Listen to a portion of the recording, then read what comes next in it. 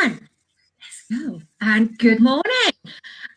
This is Esther Nagle of space2breatheacademy.com, and I am here today with Dale Darley of the Songwriters Academy. And we are doing this is the first of what is now going to be a regular fortnightly conversation. You may have seen us a fortnight ago. We did one of these, and we enjoyed it so much that during the conversation that we both had the same idea. I would love to know if we could work out at what point during the conversation we had it, because I reckon we probably had it at the same time. Yes.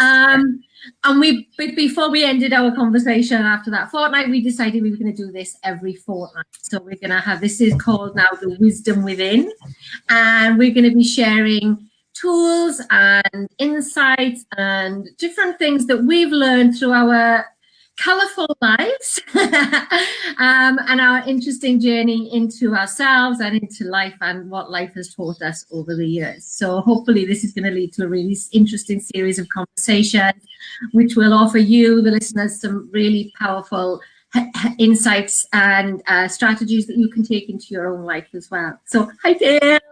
Hello. It's so funny, Esther, how, we had decided that we would talk about letting go today. And, the perfect opportunity presented itself this morning. I've been doing a lot of letting go, which, if time allows, I'll share. But what happened this morning was I had decided that I was going to make a video. Are you getting feedback off me? I can hear something, yeah. Let me. Is that better? That's better, yeah. Yeah, cool. Oh, no, there's still something. Hold on. Try that. Video. Try that. No, it's still coming. Try that. Birds singing in the background. Well, you can hear birds singing because there's millions of birds outside, but I can't work out if it's my mic. I can't hear it now. Oh, great. Oh, yeah. No. There you go. Oh, how funny. It's been a day of tech. I'm going to sit a little bit further back then. Maybe that'll help. Okay. Says she falling over and smacking into the wall. That'll certainly let me let go. But I was making a video this morning, and I'd meant to chop it up into lots of little bits and pieces. And I started talking, and it went on, and I looked at the time, and I thought, well, that's okay. If I keep it to 10 minutes, it's great. And it was for the big book Inner Circle. So I'm getting really close to my 10 minutes, thinking about wrapping it up. Ferdy dog comes in and he looks at me, and I think, well, I'm not going to pay any attention to you because I'm almost at the end and I need to wrap up and give it a good ending. So he comes and he's like doing this to me, and I'm thinking, go away. The next thing, he's under my desk. He is causing havoc, and then everything went out because he had got round the back. He had pulled a cable, and I sat here and I went expletive, several more expletives. And then I just decided, why don't I delete the video? Because actually that wasn't what I wanted to do. So I kind of let that go. But while I was sitting looking at UCAM, there was all these, they got all these like little things you can play with. And I pressed one and I was completely distorted. So I made a little video about changing your perspective why I've posted it all over social media, I don't know, but it was a great way to let go of, I am going to kill you. My little baby. That video certainly made me laugh. So it had value. It definitely had value. And it enabled you to take that away and do something else and change your perspective, and it allows you to let go. And I'm sure that when you actually do when you do the video again and you've locked Ferdy out of the room, then that video is going to be exactly what it needs to be when you record it. And that's it will, yeah, it will, isn't it? It'll be what it needs to be. I mean, it's like you often say, you can take a breath where you are. You don't actually, you don't have to go to the yoga mat. You don't have to stand on the top of the mountain and go on. You could just take a breath in the moment. And literally, I just sat there and I went, spotted the stuff, and it's like, let go. And then after I posted it, I thought, come on then, let's get you out for a walk. Yeah. And that whole thing of like, getting outside and running. Oh, I wasn't running around. The dogs are running around.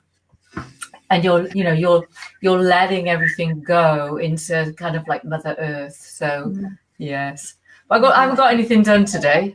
Well, you've made that video about changing perspective. If people can actually pay attention to what you're saying rather than watch the weird things that are going on with your face, it's very insightful. It is. It is. It's very insightful. So good things have come out of that, and you made me laugh as well. So that's good. But laughter is great for letting go, isn't it? Absolutely. Yeah. I remember once and sadly my father was an alcoholic, and I'd gone to stay with my parents, and Mum and I were walking to what we call the top, where all the bars and shops and things were.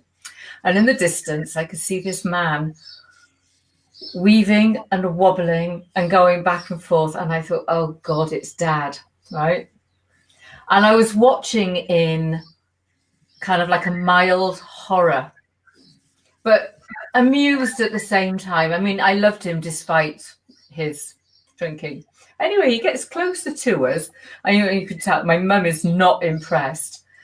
So he launches into this lamppost, tries to hold on to it, swizzles round and lands on his bum on the floor.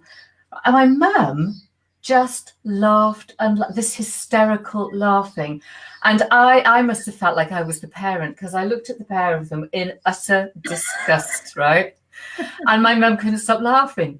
And the whole time, I was only there for about 4 days, but the entire weekend, every once in a while, this must have been a nervous laugh or something. She just laughed and laughed and laughed. And she said it was the only way she could let go of that kind of frustration, the whole, her entire life. But she could hardly stand up, because she was just laughing. And I didn't let go, because I just kept looking at both my parents and thinking, well, why do you think that's funny? Get up off the floor. So yeah, but laughter is, I should have laughed with her, but laughter is such an amazing way to let things go, as my mum has ably demonstrated on many occasions.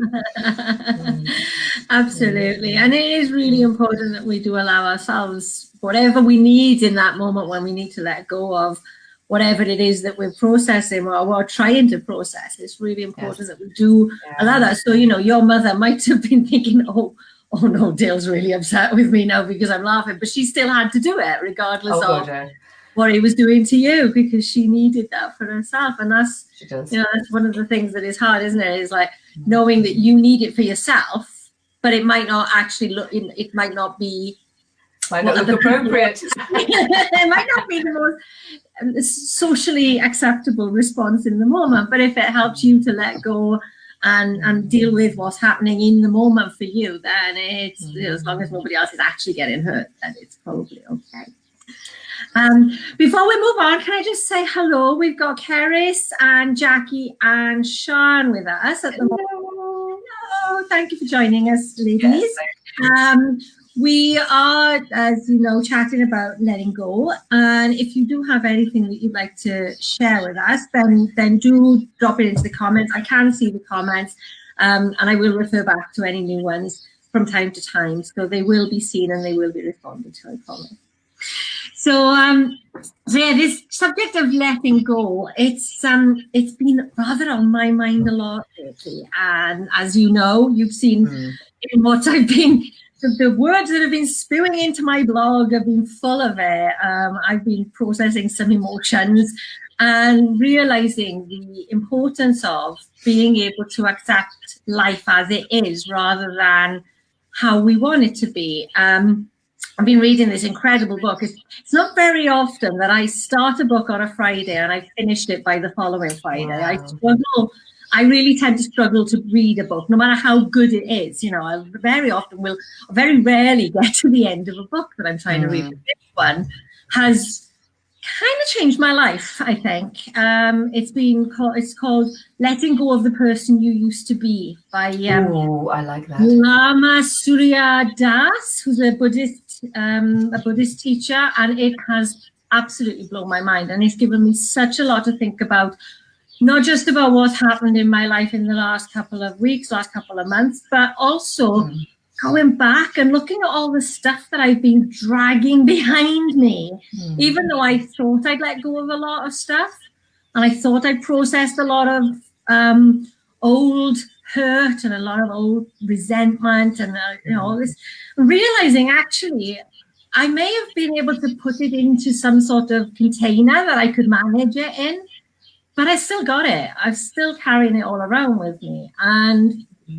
through the practices that I've been doing a lot of meditation, I've been doing a lot of writing, and being able to actually see, either through my meditation practice or through my writing, and you, I'm sure, will be able to talk a lot more about writing as a tool for this, just to see what it is that I'm feeling, which, when you're caught up in your head and you're thinking about all this stuff, you can't always see it so clearly, but actually being able to look more objectively at what you're feeling makes it so much easier to be able to say, okay, so I'm feeling that. That's okay. It's okay that I'm feeling that. And I can feel that right now, but I know I'm not going to feel that again. I'm not going to feel that forever. And it's being able to let go of that, thinking that you have to keep on to those emotions, which is one of the things, if, for example, my brother died. Now, I remember years after he died being absolutely distraught because I didn't feel like I was grieving for him anymore. And it suddenly dawned on me that I wasn't feeling that tightness in my chest. I wasn't feeling that agonizing grief anymore. And I thought in that moment, I was really upset because I thought that meant I'd stop loving him.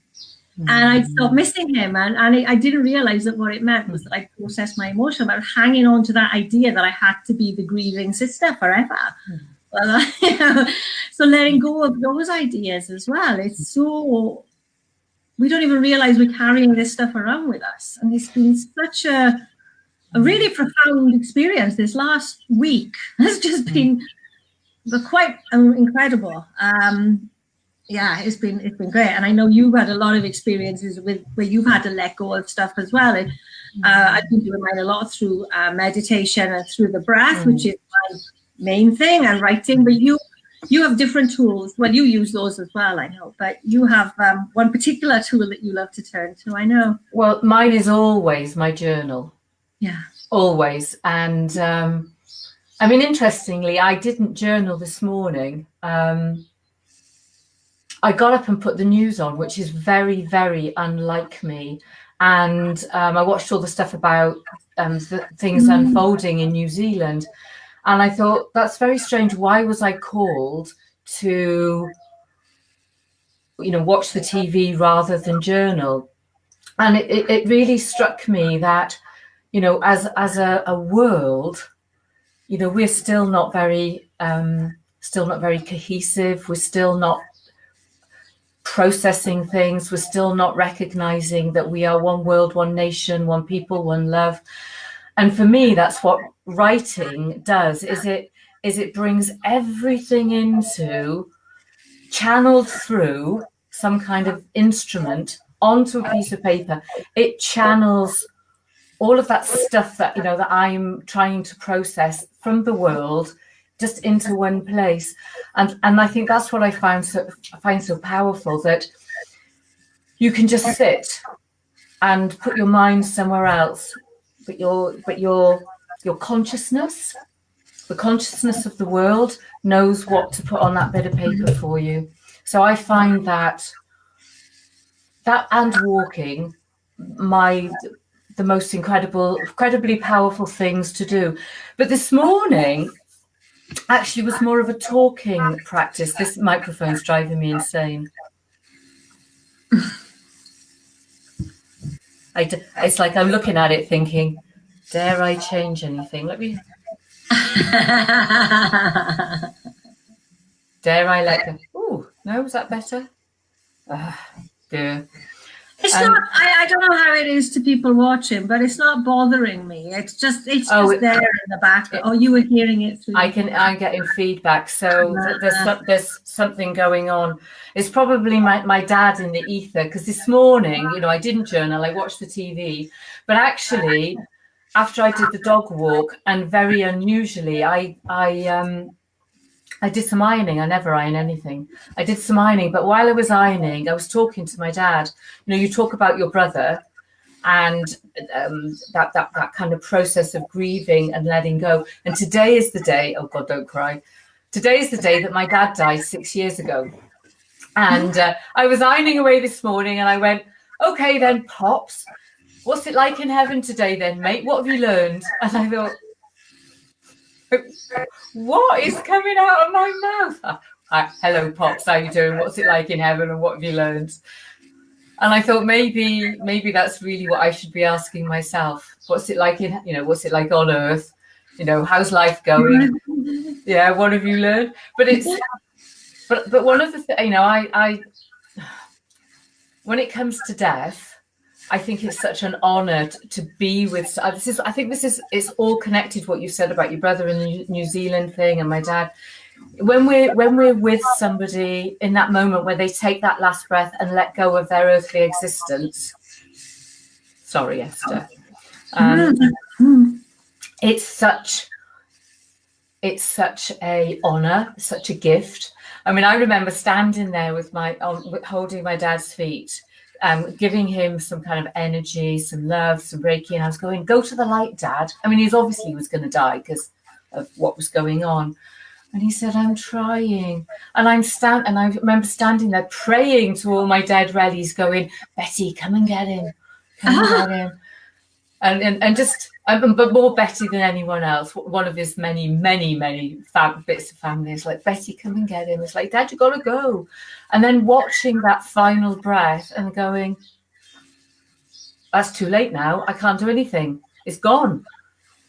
And that's where you just, but lots of people don't have that honor because, like the tragedy today, they're taken away by some,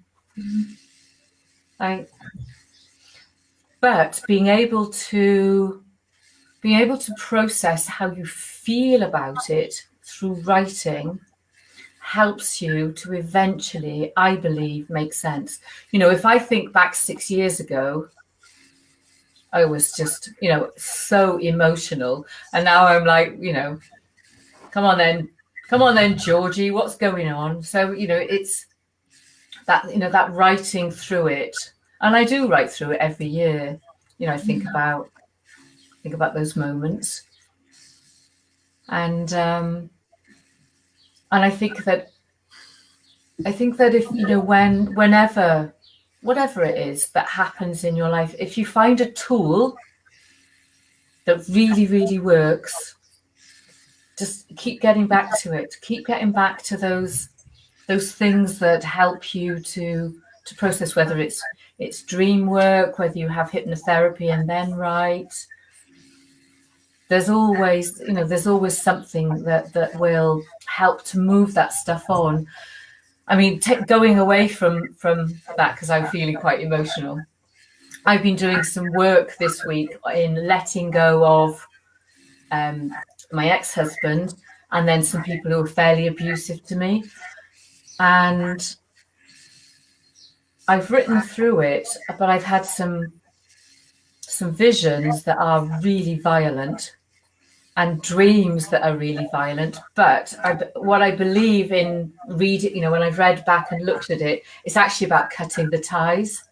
So with the babysitter who was the kind of the first abuser, I was slashing his throat and gouging his eyes out. And I was sitting there thinking, I'm a peace-loving whatever. And yet that just vicious anger, but being able to allow it to come up. And then the other morning, about 3 mornings ago, I woke up and I had a big sword. and I was stabbing it through Dickie Quick's throat, and I woke up going, oh, journal. What the hell's going on here? It's like, oh my goodness me. But I feel so calm now. It's like, oh, okay. It's you needed to get it out, and so you came through your dream, and then you've written it out, and then it's done. And that's the beauty of it, isn't it? Is that it does enable you to let go of the stuff that is still there about him and your experience with him. And it can take years to release all this stuff. I mean, there's somebody in my past who 27 years ago, it really destroyed me completely. And I know that I need to release a lot of stuff around that. And I really still do struggle with that, because when I try and do the forgiveness thing and I try and breathe through it, there's so much pain there that I can get to some of it, but there's some of it I think I've locked away quite deep, and I haven't found the key yet. So could you, like I just did, I mean, I'm shocked at the violence of my feelings. Is there a way through your breathing and your meditation, I have no idea, through your breathing and your meditation, you can go to a place of, like I did, and just it all out? Would that, I don't know.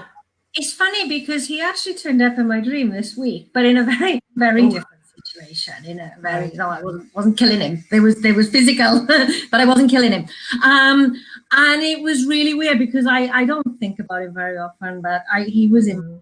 And I think that because of doing so much this week, letting go of, I think that maybe I've actually started that process now. I think that the fact that I'm even thinking about it, the fact that I'm thinking of, I mean, he never leaves my, he's always in my mind, because it's still part of my life now.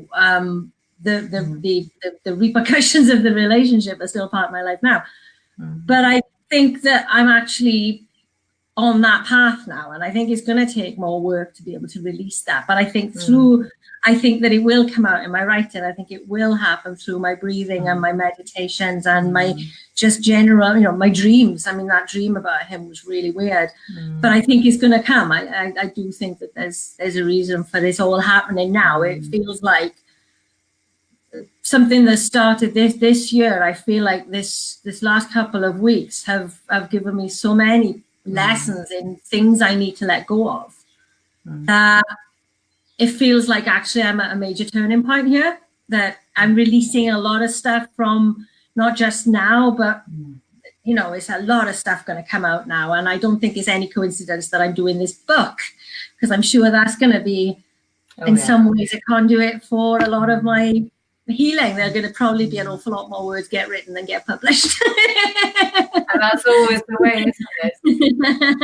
But that's actually that when I think about what I've just talked about, that's about cutting the ties. And when you write too much, you've expressed and allowed a lot of stuff to come out, and then you have to cut out what is not relevant for what you eventually want to publish. So I think there's metaphorically there's something here about, I was going to say trimming.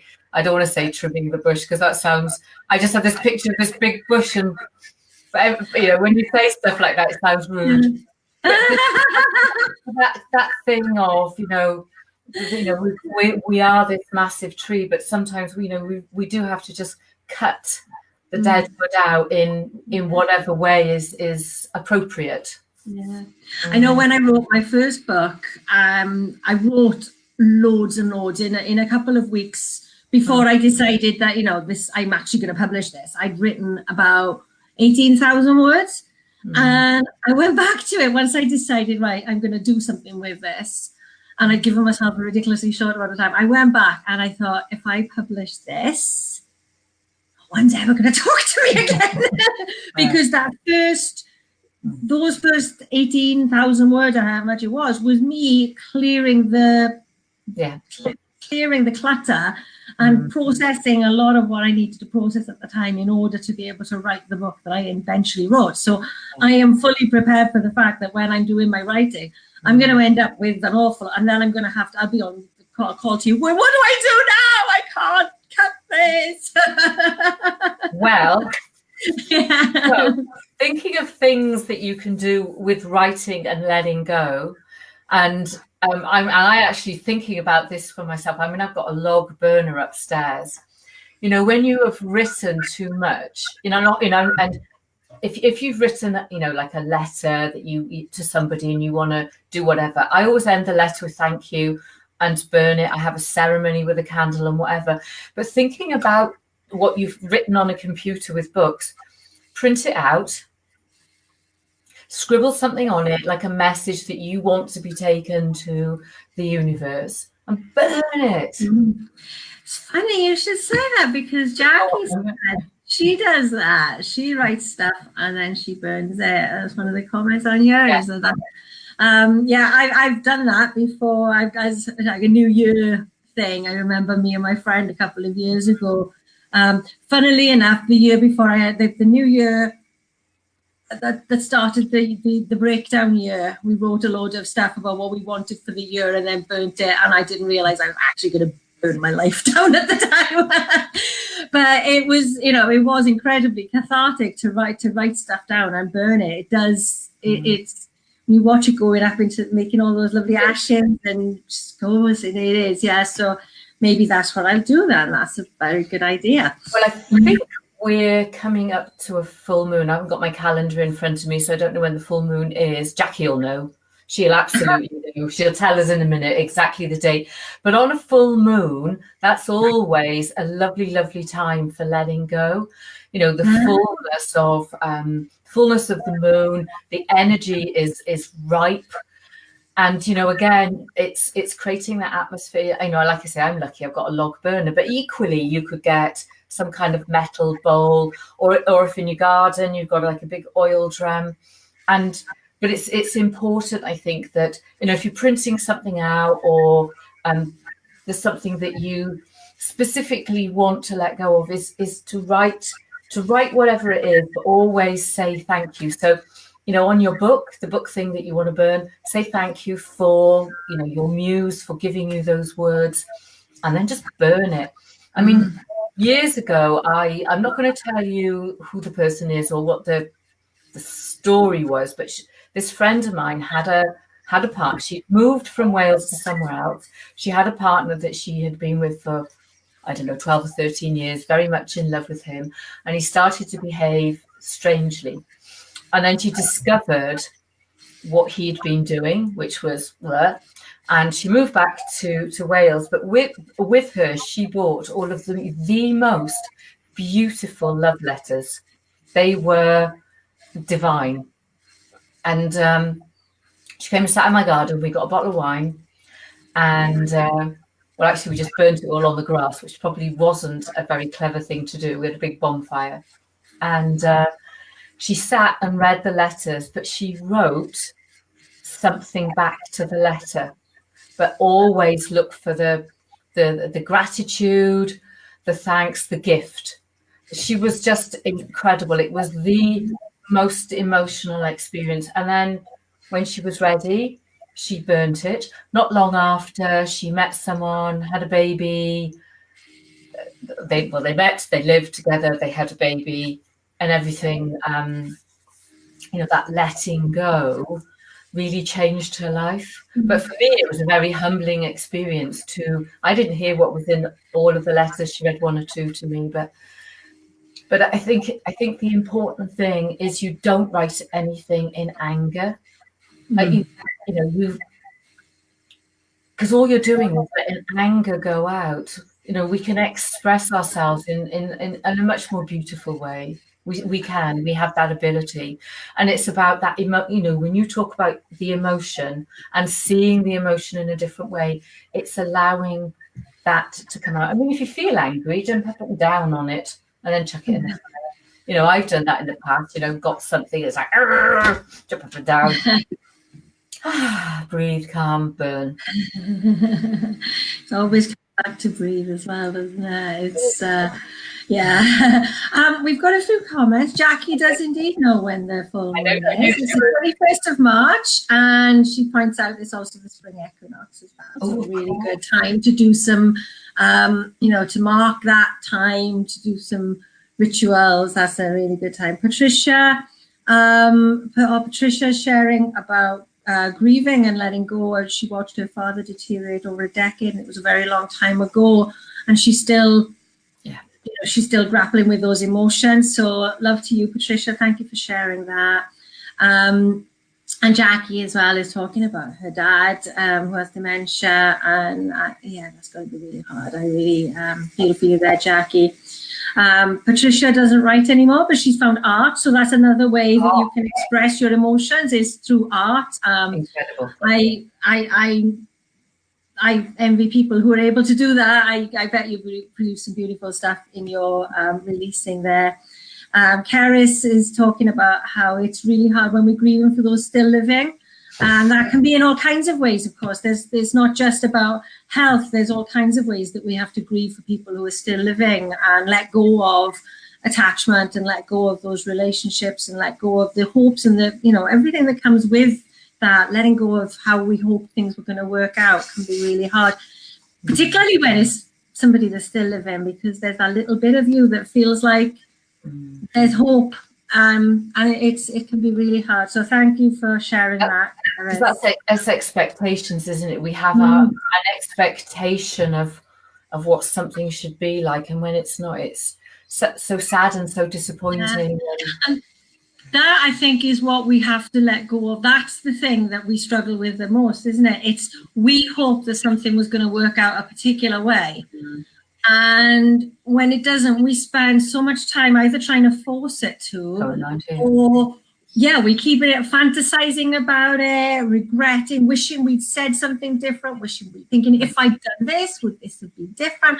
And it's, it's just, we're just torturing ourselves with it, because it is what it is now, and it's really hard to accept sometimes. But the only way that we can find peace with it is to accept it the way it is now. Whatever way that is. Karis is talking as well about New Zealand. Karis lived in New Zealand for a very long time. She's an old school friend of mine. So, I bet you're really feeling this today, Karis. Give me a shout if you need to talk about it, love.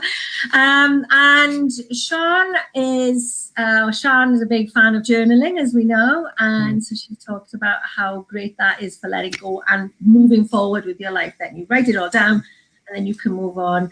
And Jackie, I love this. Jackie has got let go tattooed on her hand.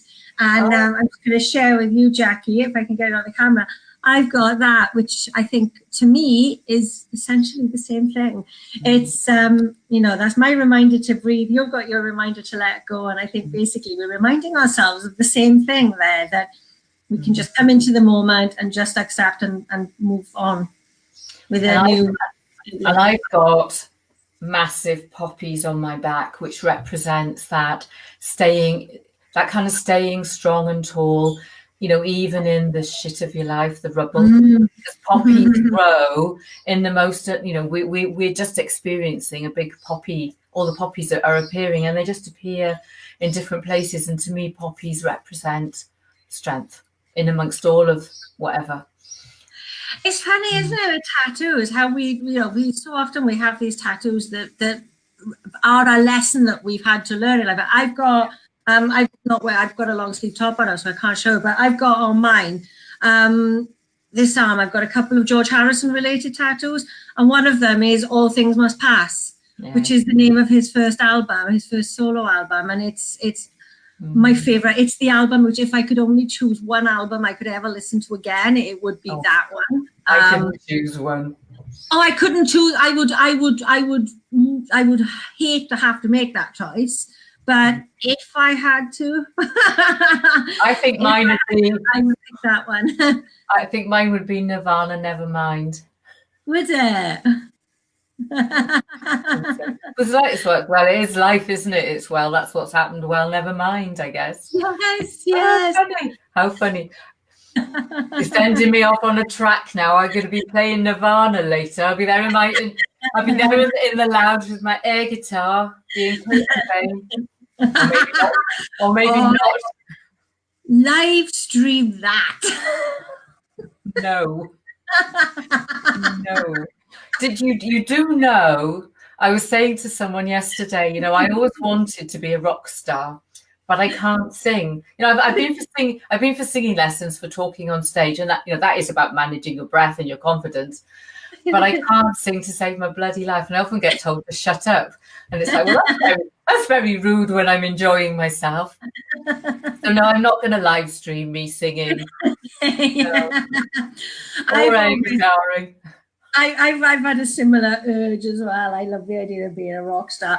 And last year, or was it the year before, I set myself a bit of a challenge to do things that scared me. And I did some fairly crazy things. And it was really good fun. I mean, some of them were really silly, but they were big things for me. And one of them was I'd always wanted to sing with a band behind me. So I went to the open mic night in my local pub.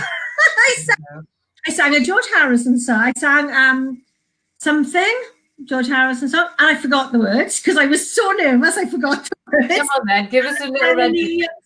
But no, I'm a terrible. Yes. Now that you've admitted you've done it, you have to do it live for the entire world to see. There's no band behind me. I'm not doing it. Hang on. There's my air guitar. Someone else has got a saxophone and a recorder and a violin and a pair of drums, set of drums. You've got a band. What more do you want? Right, Esther, there you go. Let's wrap this up. So it's getting a bit silly now, isn't it? So Jackie told us the full moon is on the 21st, which is also the autumn equinox. Yeah. Great time for rituals, great time for writing, burning, and kind of like breathing into letting go. See, I'm giggling now. It's just I've got pictures of you on the stage in my head. But it's about getting prepared now, letting your unconscious mind think about the things that you would like to let go of, writing about them, whatever needs to come up daily, but creating that lovely ritual around full moon to let go. And remember to have some fun. Yes, always have fun. It's always good. This has been brilliant. This has been really lots of fun. I love the fact that we've ended on such silliness. So thank you, Dale, and thank you to Sean and Jackie and Keris and who's the other? Patricia. Yeah, Patricia. Thank you so much for all your comments. And Dale, you can find Dale's work at bookbrandbusiness.com. bookbrandbusiness.com, and I am at spacetobreatheacademy.com. And on Dale has got you've got something going on now. Oh, you did it last week, didn't you? Sorry. You did a challenge last week, didn't you? Sorry. So the 7-day book challenge has ended. It'll be back off the top of my head, I think it's about April the 1st. The 101 days of being me journaling adventure is ongoing. So I started it at the beginning of the year, and we are currently on, I think, 60 something. 16, 67, 68, 69, can't remember. So that will go all the way through today, 101. And then what I'm going to do is turn all of that content into a journaling book that will come out, because I'm currently writing another book. And there's probably like 6 million other books inside of me. So that'll come out in December. So we've got the 7-day challenge, 101 days. But I've also got the big book Inner Circle for those people that want to kind of come and be in a writing community, whether you want to write a book or not. There's writing support. So that's about to launch. That goes live properly on the 25th. And apart from that, I'm supposed to be writing my book this weekend. Yes. Oh, well, you get on with it. Thank you. Yes. Yeah, that's what I've got planned for the next 3 hours now before Marcus comes home. If you are, and I've got a 10-day challenge on my website as well. So if you want to explore what you can find in your breath, and if you exploring your emotions, exploring just what happens when you get quiet and you breathe, if you go to spacetobreatheacademy.com, there's a 10-day 5-minute breath challenge where all you've got to do is sit for 5 minutes. You don't have to change your breath, you just have to stay connected to your breath, and amazing things might happen for you. So I've also got, in a couple of weeks, I've got a group breathing course starting as well, where I'll be taking you through the basic pranayamas to help you to improve your quality of your breathing, increase your lung capacity, and really deepen your connection with your breath so that you are able to breathe better, manage your emotions better with your breath, and be able to relax your body and mind a lot easier through your breath. So lots going on both mine and Dale's websites. So take a look. I'm going to put some links in the comments so you can access all of that information at your leisure. And thank you very much, Dale. And thank you, everyone, for joining us. And have a lovely Friday. Yeah, have a great fun Friday. Bye. Keep smiling. Bye-bye.